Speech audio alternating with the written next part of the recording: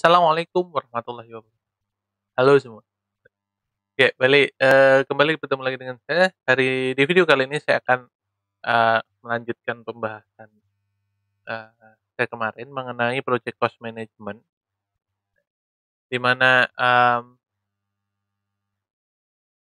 pada video kali ini saya akan membahas tentang estimate cost, yaitu proses kedua dalam project cost management. Ya, setelah di video sebelumnya saya membahas tentang plan cost management, nah di video kali ini saya akan membahas tentang estimate cost.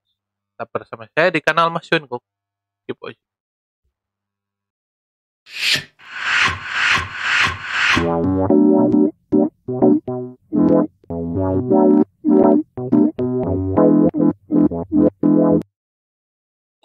Nah, estimate cost ini merupakan proses ketiga, gitu ya, proses ketiga dalam project cost management,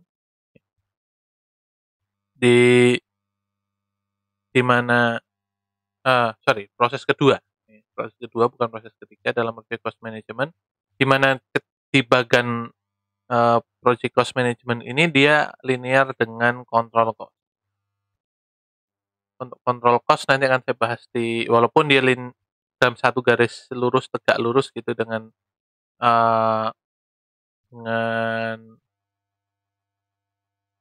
control cost, tapi control cost tetap akan saya bahas di video saya yang terakhir nanti.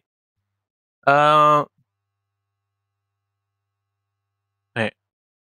nah, estimate cost itu apa? Ya, jadi sebenarnya estimate cost itu proses untuk membangun,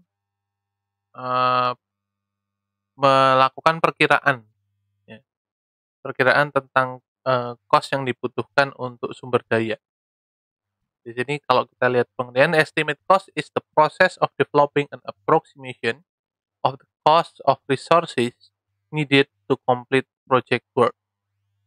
Jadi cost yang dibutuhkan untuk sumber daya untuk menyelesaikan sebuah proyek. Nah, kunci utamanya adalah di sini kita harus mendefinisikan gitu, sumber-sumber keuangan yang dibutuhkan ketika proses pekerjaan proyek tersebut. Nah, ini biasanya akan dikerjakan secara periodik, ya. Proses estimate cost ini, ya, periodik maksudnya dia akan juga melihat hasil dari control cost, makanya letaknya dia di satu garis itu. Jadi selama proyek akan dilakukan proses estimasi dalam beberapa kali sesuai kebutuhan, seperti itu. Ya. Jadi nanti setelah misalnya katakanlah ada hasil control cost, ya, terus dia akan melakukan estimasi lagi, misal seperti itu. Nah, ini adalah data flow diagramnya, ya, di mana input dari proses control cost ini tetap ada 3, ada project management plan, ada project document, ada enterprise atau organization, di mana hasilnya adalah project document. Oke, baik. Seperti sudah saya singgung di sini di data flow-nya, masukan dari proses estimate cost ini memperkirakan pembiayaan ini, itu yang pertama adalah project management plan. Project management plan. Nah, di mana yang dibutuhkan dalam project management plan ini, bagian mana yang dibutuhkan dari project management plan ini? Yang pertama adalah cost management plan, ya, yang sudah dihasilkan di proses yang pertama. Yang kedua adalah quality management plan, ya. Terus yang ketiga adalah scope baseline. Ya. Oke. Terus project document, ya, yang dibutuhkan itu adalah lesson learn register. Ya. Jadi dokumen-dokumen tentang project sebelumnya ataupun fase-fase sebelumnya, project schedule, ya, jadwal dari pekerjaan proyeknya, ya. dan uh, juga resource requirement, kebutuhan sumber dayanya, tipenya seperti apa, jumlahnya berapa, seperti itu, dan risk register. Ya. Ada definisi-definisi project, individual project risk. Ya. Ketika nanti project itu bakal berjalan, karena harus kita estimasikan. Ya, ya misalnya ketika pandemi seperti ini, salah satu risknya adalah setelah kita mengerjakan proyek, kita harus melakukan karantina misalnya. Ya. Nah, jadi di sini harus kita definisikan seperti itu. Oke, yang berikutnya dalam sebagai masukan gitu ya dari proses estimate cost-nya ada enterprise environmental factor, ya, di mana ada beberapa faktor-faktor yang akan mempengaruhi, gitu ya, proses perkiraan ini, antara misalnya kondisi pasar, terus commercial information, ya, terus exchange rate, ya, dan inflasi, seperti itu. Dan terus masukan yang terakhir yaitu organizational process asset, ya. Eh, seperti juga di plan cost management gitu, aturan, prosedur ataupun guideline yang ada di dalam organisasi itu akan mempengaruhi juga proses eh, perkiraan estimate cost ini. Oke, nah untuk tools dan tekniknya seperti halnya juga di plan cost management, di sini ada expert judgment, ya. Artinya kita meminta pertimbangan ahli terkait dengan proses yang akan dilakukan.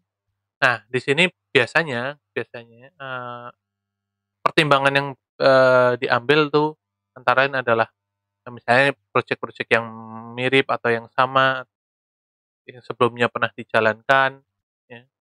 Terus informasi-informasi yang ada di industri, terus juga bisa jadi tentang bagaimana memperkirakan cost tersebut. Metode untuk memperkirakan cost-nya, di mana metode-metodenya ada analog estimating, ada parametric estimating, dan bottom up estimating, ada 3-point estimating. Nah, termasuk juga mungkin nanti expert judgment di bagian analisisnya. Oke, saya akan bahas dulu satu persatu. Ada analog estimating, ya. Analog estimating itu dia akan menggunakan value dan atribut dari proyek-proyek sebelumnya yang mirip, bisa jadi yang sama gitu ya. Dari mulai ada scope, cost, budget, duration, seperti itu yang akan dia gunakan tuh di analog estimating. Kalau parametric estimating dia akan menggunakan statistical relationship. Jadi menggunakan statistik untuk melakukan perkiraan dengan data-data sebelumnya. Misalnya kalau dalam bidang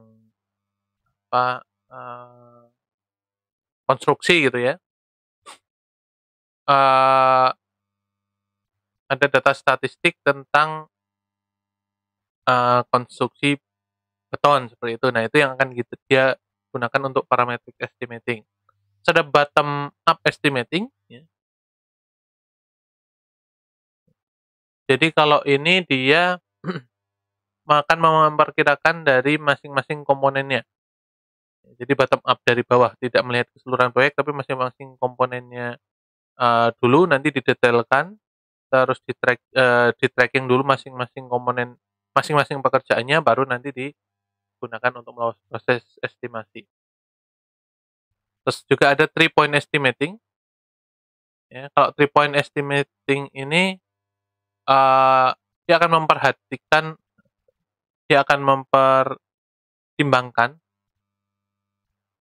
mempertimbangkan most likely, ada optimistic dan pessimistic. Ya. Seperti itu. Itu yang 3 point estimating. Nah, berikutnya proses data analisis ya. Ini di dalam tools dan teknik estimate cost ini adalah data analisis ya. Ya, di mana data analisis ini ya, digunakan untuk memforecast ya atau memperkirakan. Jadi data-data yang ada untuk memperkirakan cost yang dibutuhkan. Nah, ada 3 teknik yang bisa digunakan yaitu alternative analysis, reserve analysis, cost dan cost quality. Ya. Nah, alternative analysis ini dia akan mengumpulkan akan mengidentifikasi dan mengurutkan gitu pendekatan yang bisa dilakukan untuk menyelesaikan proyek tersebut. Jadi dia akan mengumpulkan sebanyak-banyaknya kira-kira untuk melakukan proyek seperti ini apa yang harus dilakukan. Kalau reserve analysis ya.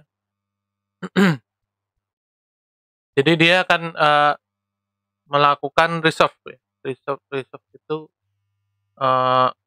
dia akan melihat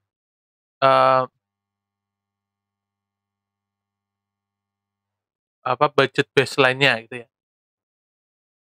Dan dialokasikan dengan identified risk. Misalnya dia akan mengidentifikasi masing-masing pekerjaannya dulu. Jangan sampai ada pekerjaan yang berulang seperti itu. Itu di reserve analysis. Terus yang ketiga ada cost quality. Nah, ini asumsi yang dibuat oleh pekerja penggarap proyeknya untuk memperkirakan cost-nya. Misalnya dia asumsi untuk mengerjakan sebuah sistem sebesar X seperti itu butuh berapa cost-nya. Nah, terus proses berikutnya yaitu PMIS yaitu Project Management Information System. Ini bisa jadi di dalamnya ada spreadsheet, simulation, software, dan lain-lain untuk melakukan forecasting. Terus yang terakhir ada decision making. Ya. Nah, bentuknya biasanya voting. Jadi ini ada diskusi seperti itu untuk menentukan estimasinya tadi. Nah, hasil keluaran daripada proses cost estimate ini tadi, yang pertama ada cost estimates-nya. Daripada estimate cost ini, yang pertama keluarannya itu cost estimate. Ini quantitative assessment tentang kemungkinan cost yang dibutuhkan untuk menyelesaikan pekerjaan tersebut. Yang kedua ada basic estimate. Ini adalah detail dari cost estimate yang ada di atasnya. Dia lebih detail termasuk tadi ada asumsinya, terus risk-nya apa saja ini didetailkan di sini di cost estimate. Terus ada project document update, ada assumption log, ada lesson learn register dan risk register. Ini sebenarnya sama seperti di proses sebelumnya. Baik, itu tadi sedikit ulasan saya mengenai estimate cost, yaitu proses kedua di project cost management. Jika ada pertanyaan, silahkan bisa tinggalkan di kolom komentar. Ataupun sama seperti video sebelumnya, jika ini merupakan bidang yang itu baru untuk saya, jika ada komentar terkait dengan ulasan yang sudah saya berikan, bisa tinggalkan juga di kolom komentar. Kita ketemu lagi di video saya yang selanjutnya. Ya, setelah video ini saya akan bahas tentang determine cost. Jika ada kekurangan saya mohon maaf. Kita ketemu lagi di lain kesempatan. Terima kasih. Assalamualaikum warahmatullahi wabarakatuh. Bye-bye.